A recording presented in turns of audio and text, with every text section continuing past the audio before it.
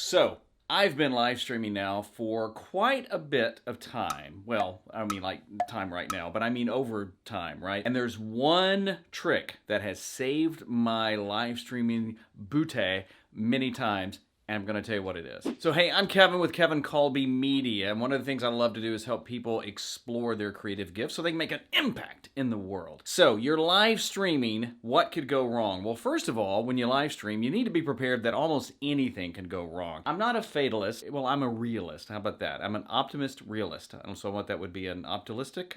There is something that I try and do every time I live stream, and that's make sure you have a backup camera. I use Ecamm to live stream, and Ecamm allows me to use my Canon M50, or even now I'm using my Canon G7X Mark III, which I highly recommend because it has a clean HDMI. Hello, I'm Kevin, have we met? It has a clean HDMI out feed, which means I can use the autofocus, which is phenomenal on the Canon, but you don't see it tracking on my face the whole time. One time I was using my Canon M50, I didn't have a power adapter, which I also call a dummy battery, and the camera froze because the battery died.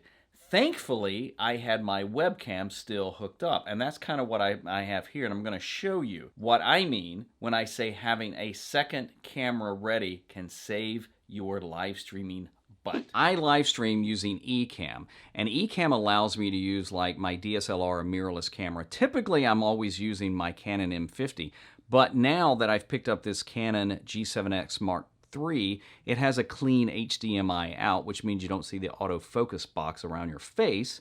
And then I use something called a Pengo video grabber. That's it right back there, connected to my camera, and that's how I'm live streaming. In fact, I've got Ecamm open right now, and you can actually see that camera. But I always keep my Logitech webcam ready just in case that camera powers out, then I can switch to that camera. So for example, if the battery dies on this one, which can happen and has happened, I can switch to this one, and therefore I'm ready.